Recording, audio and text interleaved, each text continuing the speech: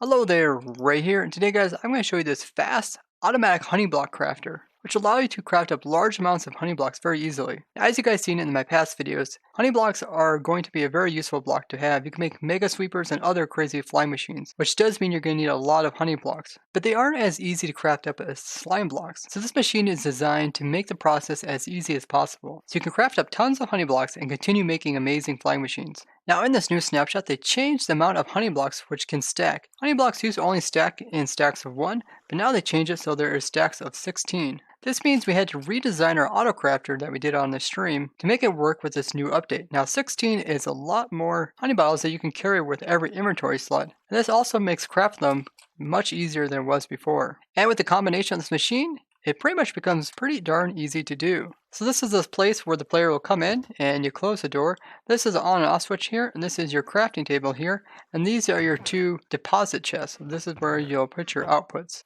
Now what makes honey bottles different than slime when it comes to crafting is, first of all, it only stacks to 16, where your slime ball is stacked to 64. Also, when you come to crafting, you'll see here, we click on a slime, it puts them all in there nice and neat, and then when you take out the slime, you're not really left with any mess. Now let's do the same with the honey balls. If you click on the honey block over here, it automatically puts the honey balls in.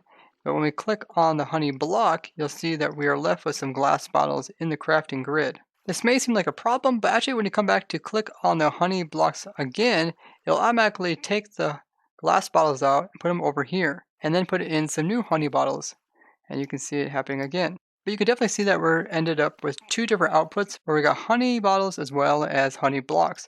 And you'll actually end up 4 times as many glass bottles in inventory as honey blocks. This can kind of clutter your inventory over time. Now they also added a new recipe in the snapshot to allow conversion back into honey blocks. So long as you have some glass bottles as well as some honey blocks, you can convert them backwards by using 4 glass bottles and 1 honey block to make those 4 honey blocks once again. Now if you have at least 64 different honey bottles and you shift click this, this is as many you can craft at each time in the crafting grid. So you can see we can get 64 in there, but that will only produce 16 honey blocks. So let me show you guys how this machine here works. We got tons of honey bottles in all these droppers here, and you'd hook this up to your honey bottle farm. I showed you guys a bunch of different honey bottle farms that will be in this world. So if you guys want to check them out, they're all here.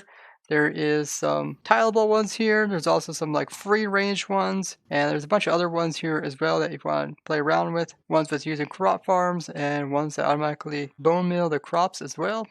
They're all here if you want to check them out. And this is where you get your honey bottles. Now, honey bottles coming from these farms be kind of slow unless you had a lot of them. So you can just let your farm run for a day or a week and then come in and craft them all up at once. So once you have a good amount of honey bottles, you can go ahead and start up the system. That way you can consistently be crafting and craft up a large amount of honey blocks very efficiently. So let's go into our system, close the door. Here's our on and off switch right here. And our crafting table is right here. If we go into survival mode, you can kind of see what the crafting table is going to look like. And they're going to be dropping us honey bottles. But when we right click into it, you see we start getting some options of what to craft. Of course, if we click this, then we can craft up the honey blocks.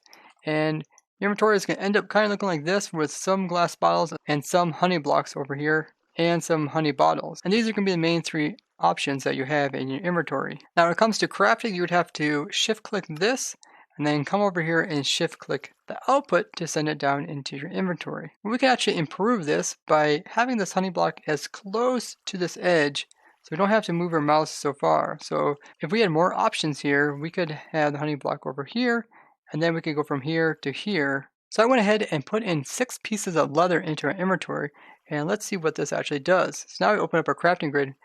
You can see we have this entire row filled with options. This is good because then we could possibly have the honey block as an option right over here, and then we can just click from here to here, being the shortest distance, making it the fastest way to craft. But you see a problem, the honey block is actually over here. And during our string testing, we actually noticed something really strange, is that the location of the honey block can change just by reloading the world. So if we go ahead and just reload a couple of times, you can see everything has been switched around. And all the locations of everything will randomly switch every time the world is reloaded. Now this is using the reload command, but you can actually do this just by relogging as well. So if you leave your world, notice the location of the honey block as well as other blocks. If we leave and then we log back in, the location has changed. Now it's over here. This might actually be a bug, and it is pretty strange that the location of your blocks that you want to click on could change every time you relog into your world.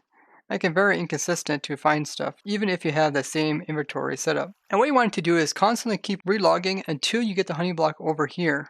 And you also want to have the minimal amount of extra things to craft up, because if there's 20 different things that can be crafted up, it's going to randomize between all of them, which would make it more difficult to get the honey block in this location. So just by having 6 pieces of leather, we can add 2 more spacers and get it closer, and by relogging, we can move it over into this location. Now it's pretty simple. You just constantly keep holding shift, and you click here, and then you click here. And that will do one set of crafting. Now with everything ready, you can go ahead and clear out your inventory other than your leather pieces. You can just leave them in there, and we can go ahead and go into survival mode. And then when you're ready, you can turn on the auto crafter and click into the crafting bench and start to craft. Now let's go ahead and do that. I can kind of show you how fast you need to craft in order to kind of keep up with the machine. Now it is possible to surpass the machine if you're just like an insane concentrated clicker, but I built this just for the average person to click. I did increase my mouse speed a little bit just to make it moving between the 2 locations a bit easier. If you do misclick, then the machine can kind of try to overcome what you got going on so far. And if you click really fast, you can actually surpass the machine ability to send out more blocks. Once you go ahead and you fill up your whole inventory, notice how it's mostly full of glass bottles, and we also got the honey blocks outcome, and the rest of the inventory is full of the honey bottles. Now the reason why we couldn't continue to craft this is if you go back into the crafting grid and then we shift click this, you can see we are able to get honey blocks over here. But when we try to shift click these honey blocks, it will try to stack them with some other stacks we have, which it can do, but the glass bottles which are associated with them have nowhere to go. So if we try to shift click this, you see it actually threw the glass bottles out. But once your inventory fills up with honey blocks and there's no more room, then you eventually have to clean out your inventory in order to give it room to put the honey blocks in. So the glass bottles aren't really the problem, it's just having room for honey blocks, and if the machine's too fast, it will actually fill up all your empty spaces, not giving you any places to put in your honey blocks. Now this time I was a little bit slow at crafting, so I ended up with a few honey bottles still in my inventory. Go ahead and we'll do it again. We should be a little bit faster this next time. And what you do is you just put your outputs into these chests on either side. Both of them go into the same system. Make sure to keep your leather pieces and don't relog while you're doing this process. And let's go ahead and start back up and see if we can kind of have a cleaner finish. Hit that lever and then we will just start to craft as fast as we can. The whole time just having shift being held down, so you don't have to worry about it. Now you notice a couple times there I was able to pick up the bottles when there's only stacks of 15, so I was able to actually go faster than the machine. But you can adjust the machine too. I'll just explain that in a little bit. Okay, we're getting down the last couple bottles, and that should be it. So notice how the inventory is a lot better in this situation where we have only 3 slots that filled it with glass bottles, and we were able to use all the rest to make honey blocks. Once your inventory fills up, just go ahead and turn the machine off, and then you can quickly dispose of the glass bottles as well as the honey blocks, and they will go in these chests. I'll show you where these chests goes.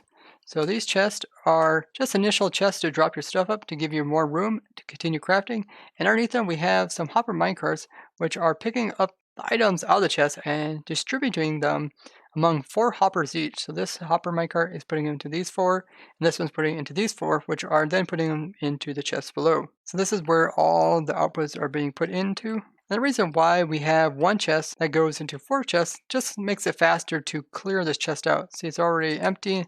So instead of like having 2 hoppers come out of this chest, we can actually simulate having 4 hoppers coming out of this chest by using the hopper minecart as kind of an in-between man to take it from here and then distribute it among these 4 hoppers.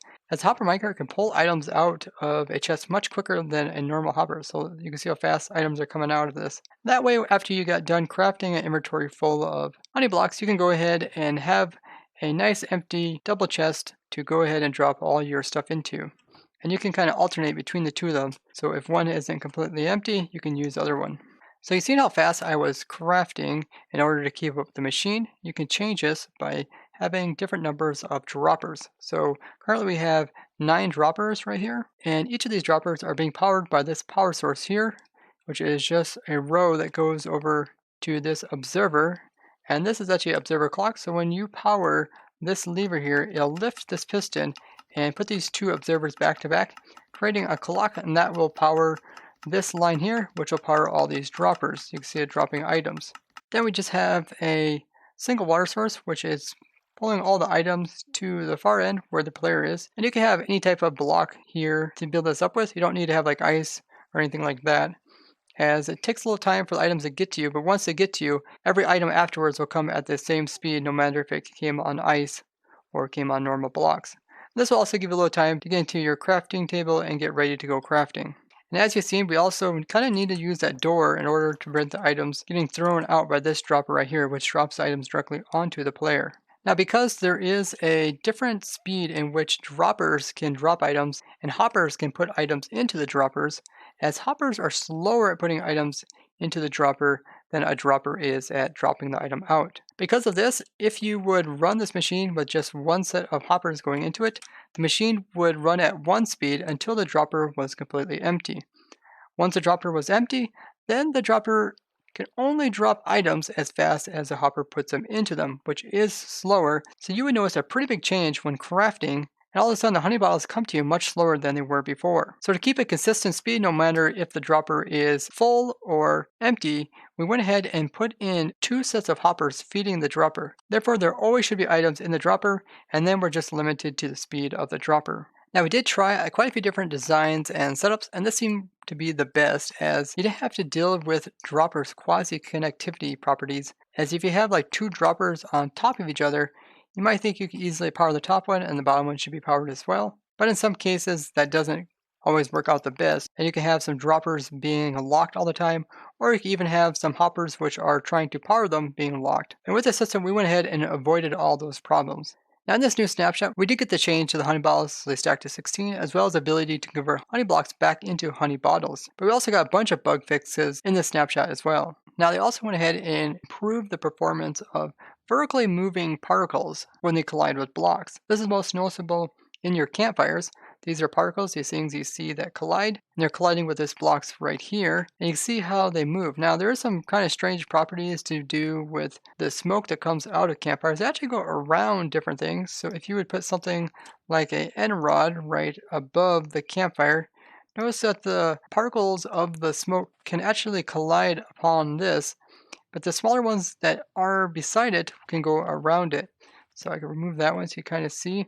Little pieces can go around it, but the bigger pieces that are in the center actually collide with it. So you can actually kind of filter out particles by doing this, which is pretty cool. So if you guys have any cool ideas on what you can use this for, maybe some kind of signal machine, let me know. They also performed an improvement to the chunk saving. Now chunk saving is really important, as this is how the game remembers everything that's going on. And there's been a lot of issues in the past, and stuff like hopper duping was a problem to do with chunk state. And one of the members named Theosub actually was the person who figured out the fix for the hopper dupers, as well as a lot of other problems to do with saving of chunks, especially to do with stuff that's along the borders, because stuff on the borders can sometimes try to be saved twice. So I'm glad to see that occur, because there is some pretty nasty things that can happen if your game doesn't save stuff properly. Now you notice this bug here, which is one they still haven't fixed yet, but it has to do with doing the F3 plus G command, which shows the chunk borders, and you can kind of see them through the world, and this often gives people some headache after a while, and I try not to keep this on for too long, but essentially this should just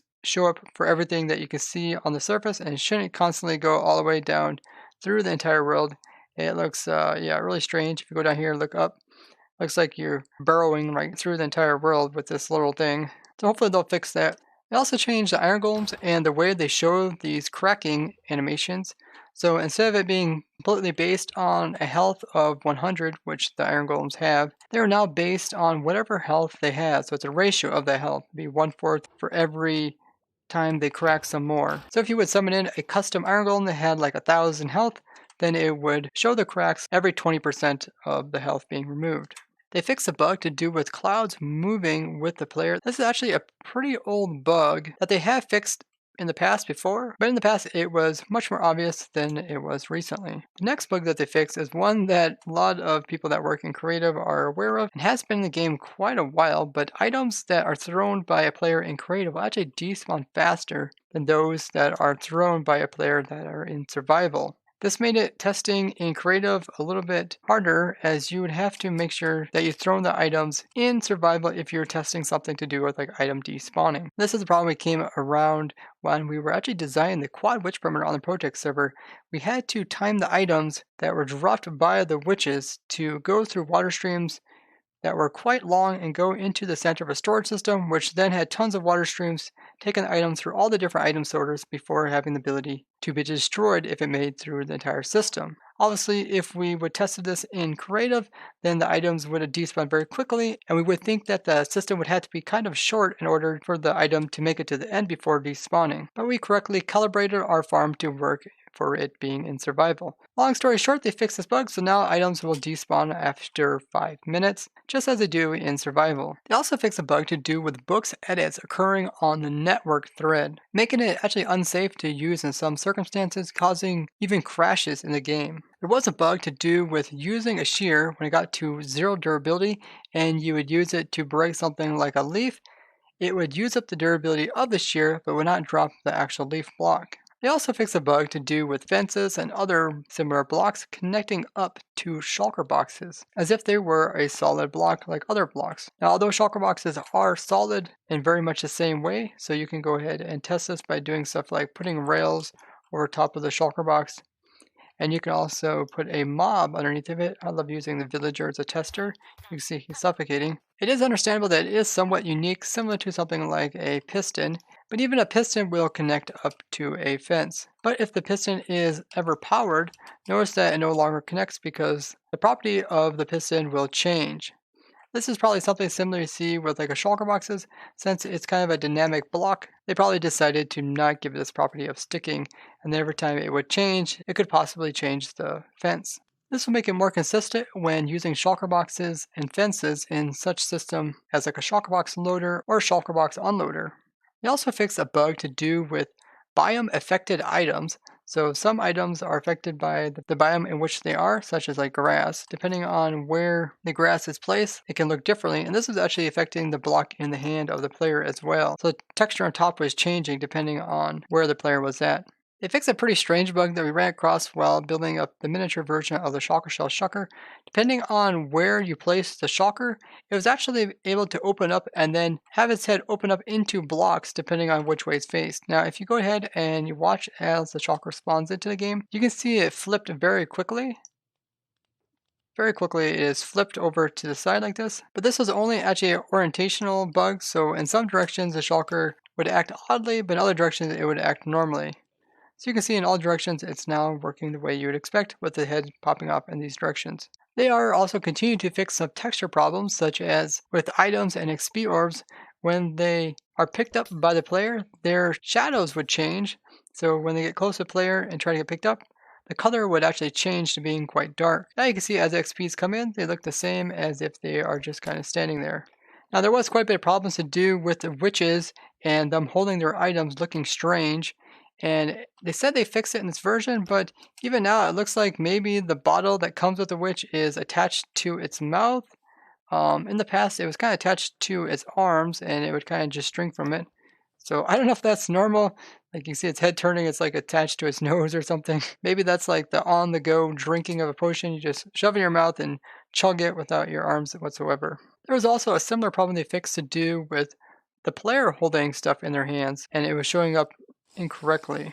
They fixed another textural problem to do with spawn eggs. So some spawn eggs were actually showing up with incorrect textures around the edges. This was visible when the player was holding them in the hand. They also fixed some texture problems to do with transparent blocks such as glass, which was looking strange when the player would hold it in their hand. Now all these texture problems are mostly to do with them changing the way that the game is rendered. And it is to be expected that they would have some of these problems occurring, and they are doing a good job at fixing them as they're coming across them. The rendering of the Evoker Fangs was actually too big, so if we summon in Evoker Fangs, you can actually summon this in as an entity.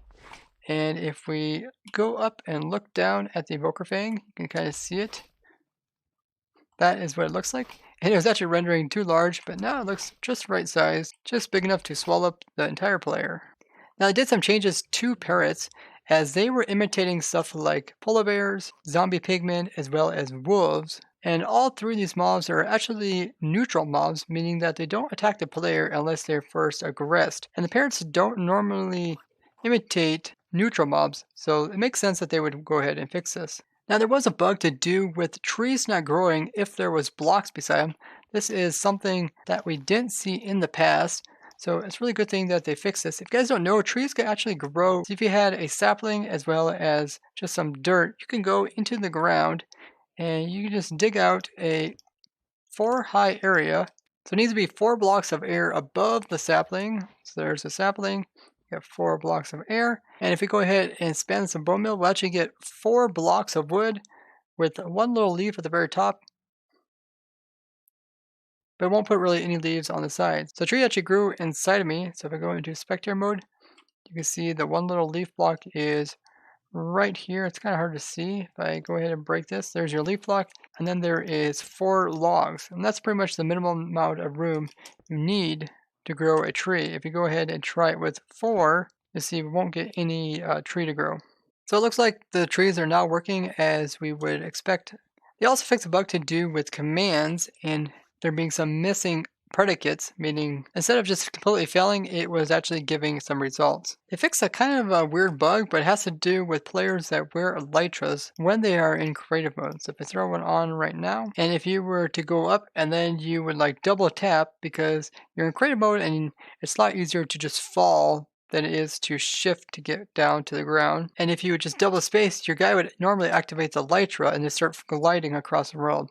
And this is why I normally don't wear elytras when I was in creative mode. They went ahead and fixed this, so now even if we double space, you can see even with elytra, we fall directly to the ground. And when it comes to moving quickly in creative mode, it's usually faster to use spectator mode to go upwards, and it's faster to double tap and then just fall in creative mode to get down to the ground.